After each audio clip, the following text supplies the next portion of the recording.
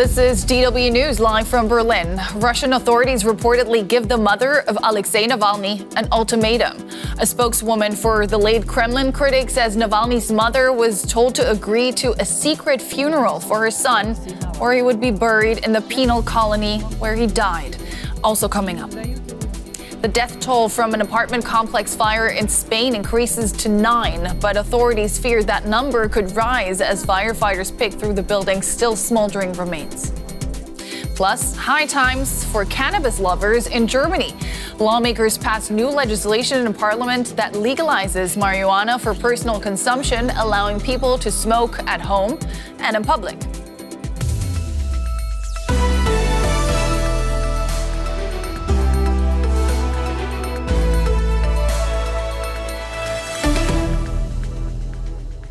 I'm Nicole Frillich. To all of you watching on PBS in the United States and our viewers around the world, welcome to the program. It's great to have you with us.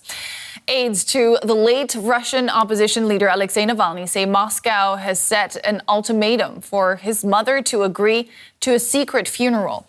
They say she was given just 3 hours to make a decision. Should she not comply, Russian authorities have threatened to bury him in the penal colony where he died.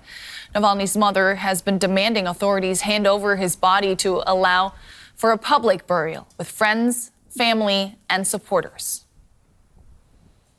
Vladimir Ashurkov is the executive director of the Anti-Corruption Foundation and close friend of Alexei Navalny. I asked him why Russian authorities are insisting on a secret funeral for Alexei Navalny. Mr. Putin and Russian authorities have been afraid of Alexei Navalny while he was alive, and the events of the week that has passed since his death show that they are afraid of him even when he's dead. So we see this shameful spectacle with his body, which by Russian laws and by any human practices has to be given to his relatives, to his mother. But we just learned a couple of hours ago that his mother received an ultimatum that either she agrees to a silent burial without any commemoration, or the authorities plan to bury him at the penal colony with no access for relatives during the funeral, and probably no access after that. Yeah, you say Russia is scared of Navalny even after his death. Why do you think that is? Well, over years, Navalny emerged as the most prominent opponent of Vladimir Putin, and he was not afraid to raise his voice against tyranny and war. I think Russian authorities don't want his funeral to be an opportunity for people to protest during the funeral across Russia. So I think that's what's behind it.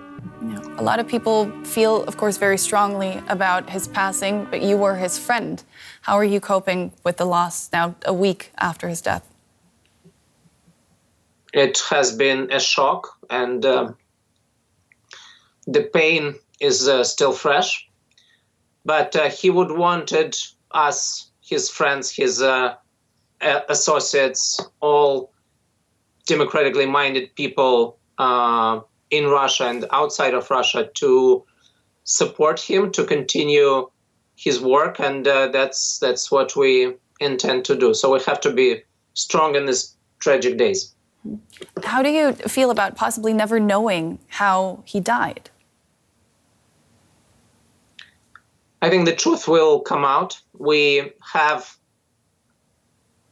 a theory, an idea of why he was killed now. We're not yet ready to make this public, but I think our team will talk about it quite shortly. The investigation is going on, and I'm pretty sure that we will find the truth. But one thing is clear: it was not a natural death. It indeed was a murder. Is there fear among Alexei's allies, you being one of them, that you might also be targeted by Russian authorities? Russian authorities and security services, they have been conducting assassinations in Russia and outside of Russia. The most recent one, the murder of a Russian military pilot who defected to Ukraine last year, who was murdered about a month ago in Spain. So we are aware of these dangers, but we take reasonable precautions, but we live our lives, because if you constantly think about this danger, it's really not possible to have normal life. We're inspired by courage of Alexei Navalny and other Russian activists who sacrifice their safety, their liberty, and in most tragic cases, their lives for the struggle for Russia to be a normal country.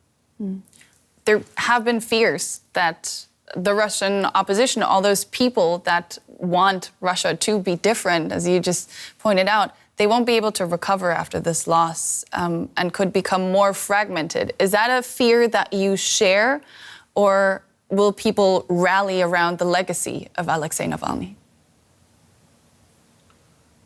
Well, my hope, my conviction, and my work will be on trying to,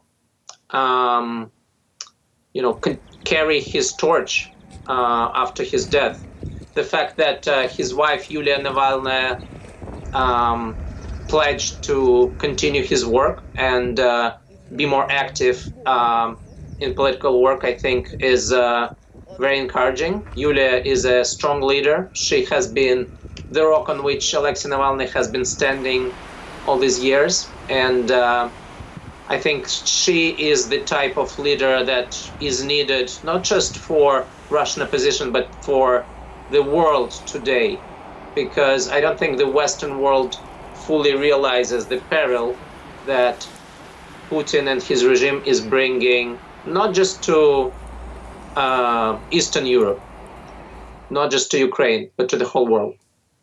That was Vladimir Ashurkov, Executive Director of the Anti-Corruption Foundation and close friend of Alexei Navalny. Thank you so much for your time, and all the best to you and your associates. Thank you. Marking the 2-year anniversary of Russia's invasion of Ukraine, the EU's top officials have reaffirmed the bloc's unwavering support for Kyiv to end the war. In a joint statement, the heads of the European Council, the European Commission, and the European Parliament said Russia would pay an ever higher price for its aggression. In a symbolic gesture, the EU has raised Ukraine's flag in front of its headquarters in Brussels. The EU has already agreed on a 13th round of sanctions on Russia and is also working on a roadmap for EU accession talks with Ukraine.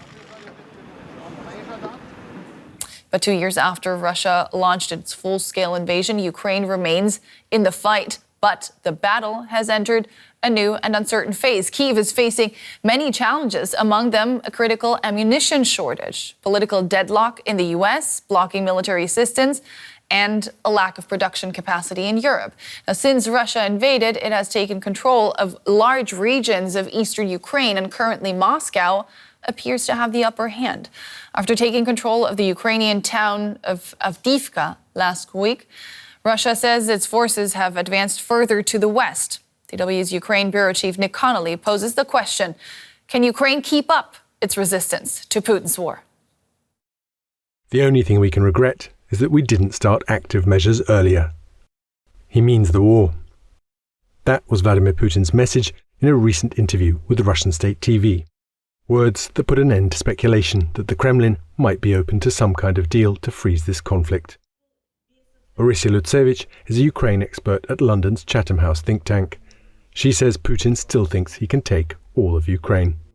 It is clear from Putin's public statements that he is not changing his war objectives. What I see, Russia in this year really believes it has a chance. It has a chance to break Ukraine, and they will be breaking Ukraine militarily. Unnamed Russian sources talking about a potential peace deal are just a distraction tactic, she says. They also will work in the West to actually undermine decision-making, to send these confusing messages about the possible ceasefire. Meanwhile, ceasefire for them, they would like to see Washington actually accepting Putin's territorial grab. Russia's victory in Avdiivka was the biggest since the fall of Bakhmut last May. Many expect Putin to use momentum gained there to try to take all the 4 Ukrainian regions he has already formally annexed.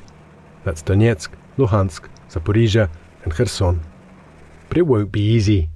Ukraine still controls large swathes of these regions. Putin may want to push on, but does he actually have the resources? Taking Avdiivka cost Russian forces many lives. Western intelligence estimates put the casualties at over 10,000 dead. One Russian military blogger even claimed that the death toll had reached 16,000. Mike Martin is a senior visiting fellow in war studies at King's College London. He says the Ukrainian army can make Russia pay a high price for any territorial gains. Defense is much easier than attack. The Russians may well be able to take small amounts of ground at great cost, but they're not going to suddenly roll over and take over Zaporizhia or Odessa. And the Ukrainians know that they need to just move back very slowly. Their ability to do that will depend on how well Western support holds up. In Avdiivka, the Ukrainians were reportedly outgunned 5-1. EU promises to supply Ukraine with 1 million shells in a year failed, while Russia got that many from North Korea in a matter of months. All Ukrainian eyes are now on Washington. Well, I think at the moment we're at a bit of a geopolitical waiting point. Everyone's waiting to see what happens with the US presidential election. I think if Trump wins, we are going to see, quote unquote, the deal of the century, and Trump's going to hand large areas of Ukraine to Putin. But the Ukrainians are working off the assumption that they're on their own now. So they're doing what they can with homegrown innovation, hitting targets deep inside Russia with long-range drones to inflict maximum damage on Putin's war economy. As Ukraine enters its 3rd year of full war, it's trying to take the fight to Russia, while it waits to see whether the West will provide the resources to have another go on the battlefield. U.S. President Joe Biden has announced punitive sanctions against 500 targets in Russia in a fresh effort to counter what he called Putin's war machine. The measures also seek to punish Russian officials for the death of Alexei Navalny last week. Targets include people connected with his imprisonment, as well as individuals involved in supporting the war, including the defense and financial sectors. And Janelle de Malone in Washington told me more about these latest sanctions. Now, these sanctions, of course, are the single largest tranche of sanctions imposed on Russia in a single day since the war started, as you said. It includes over 500 targets, including 2 of Russia's biggest companies by revenue, a supplier of specialty steels, as well as a military logistics company. Now, it also aims to target the financial sector in the form of targeting Russia's national payment system. The point of these sanctions is also to cut into Russia's oil revenue, as well as crack down on sanctions evasion enablers around the world, in Europe, in Central Asia, and in the Middle East. Now, of course, these U.S. sanctions come after the EU has announced their own sanctions, as well as the UK. And the hope is really that this coordinated effort helps to slow down Russia's war machine at a time where Ukraine is running out of ammunition, and we've reached a stage of the war where both sides really do appear dug in. That was DW's Janelle de Malone there. There is growing international concern about the situation in Congo. The U.S. has this week condemned worsening violence there and called on M23, a rebel military group, to cease hostilities immediately. Ongoing skirmishes between M23 and Congolese government forces has caused thousands of civilians to flee towards the eastern city of Goma. Refugees have criticized Western nations for not doing enough to curb bloodshed in the region. Tontine Dazimwa Judah was forced to flee from her home when it was attacked by M23 rebels. She had to act quickly to save her 3 children. My brother was killed during the attack. He died. The bombs fell on our houses, and they destroyed them completely. In the chaos, she lost sight of her husband. She doesn't know where he is, or even if he's still alive. But there's no time to grieve for her dead brother or worry about the rest of her missing family. Since we arrived here, we've had little food, and the children are sick. Clashes between the Congolese army and the M23 rebels have escalated in the towns and villages around the provincial capital Goma since the beginning of the year. And as the rebels seize more and more territory, people trying to escape the fighting have been forced to seek refuge in informal camps around Goma. According to the NGO Doctors Without Borders, more than 100,000 people live here in the Bulengo camp alone. But the rebels are approaching. Artillery has now reached the borders and even inside the camp. The camp has become a heavily militarized zone now. That causes a lot of concern for the population and threatens humanitarian access.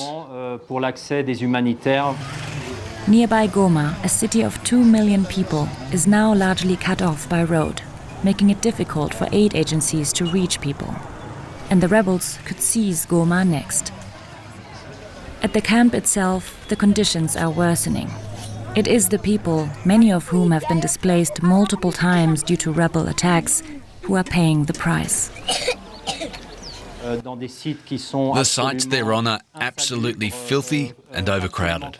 People live in a very terrible situation right now. They're exposed to multiple risks, especially sexual violence. There are more than 100 armed groups roaming eastern Congo. Many of them are taking advantage of the situation, targeting vulnerable women like Tontine. When we go to the forest to look for firewood to sell, sometimes they hurt us. They rape us. That's how we have to live here. Back home, she was able to take care of herself and her family. She used to work as a vendor.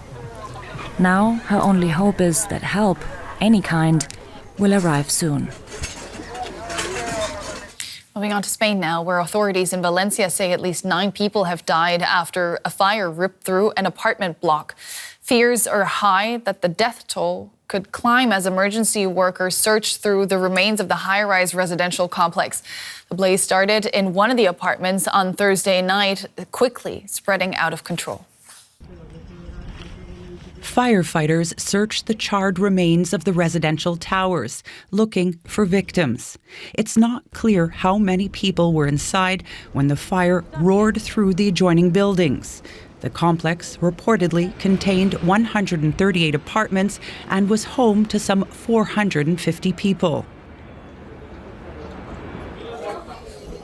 Volunteers and local residents have sprung into action, gathering donations for those left homeless. I brought everything, medicine, sweets for the kids. Can't stop thinking about the kids who are without a house now. I don't even know anybody, but it breaks my heart. Some of the survivors have been relocated to nearby hotels in the city of Valencia. It was a very stressful time, and we just didn't want to get burnt to death. The fire broke out on the 4th floor of one of the buildings. It then spread quickly to the neighboring structure. Rescue workers used cranes to help residents trapped on their balconies to escape. Others were forced to jump into inflatable rescue cushions. Strong winds helped the fire to spread and hampered firefighters' efforts. Spain's Prime Minister traveled to Valencia to meet with emergency workers and to offer his condolences to the victims' families. The priority now, as we have heard from the authorities, is the search for victims and to try to guarantee the safety of the public service workers. And of course, later, to clarify what has happened and to help support the families of this terrible tragedy. As the search for bodies continues, so does the search for clues. An investigation is underway to determine how the blaze started and why it spread so quickly. Some are pointing to the structure's highly flammable polyurethane cladding, saying it may have contributed to the fire's ferocity. I'm joined now by journalist Jorge Meliá, who's in Valencia. Bring us up to date on what's known about the fire at this point. Well, at this point, we have 9 people. This is the breaking news. 9 people have been found inside the remains, dead bodies, but also 1 person is still missing right now. 2 of the 5 firefighters are still in the hospital. There is no danger for their life, but they are still in the hospital, and the investigation continues. There is a confidentiality in order to know what happened, what failed in that particular building, and we are starting to know the profiles of the victims. A whole family, a mom, a dad, and a kid of 3 years old and a 2-week-old daughter died inside their apartment, and there's still investigation continues right now at this point at night. Yeah, tragic details that are emerging there. Now, the discussion about the plastic cladding is reminiscent of the Grenfell Tower fire in London in 2017. That did lead to changes in the fire legislation in the UK. Just for us to know, what are the laws in Spain regarding fire safety and materials like this in particular? There's a restricted law. I mean, we cannot use these kind of materials, but this particular building was a very specific case because this building was finished in 2008, but it was planned in 1991 when Spain was under a less restricted legislation. And in 2006, we changed this, and we cannot use anymore these kind of materials, these very flammable materials to build buildings. But this particular building was under the legislation of 1991. Now the question remains why there was not a program to take away these kind of materials, to rebuild or remodel these buildings that still have these kind of materials, where now investigation are talking about polyurethane, like you were saying, but also stone wool, and also a combination of air chambers that were between the facade, between the cladding, and between the structure that helped the circulation of air, and then that just became a big chimney that destroyed the whole building. And also the investigation is focusing on the company that built this building, Febex, a company, a developer that went on crisis, on bankruptcy, but it was that also built other buildings that right now they have to be also investigated and see if they need a strip away program to remove all these kind of materials. That was Jorge Meliá in Valencia. Thank you so much for that update. Thank you. Well, here in Germany, lawmakers in parliament have voted to legalize cannabis for private consumption. The new legislation allows limited legal availability of cannabis, but with numerous restrictions. The government says the main goal of the bill is to crack down on the black market and drug-related crime.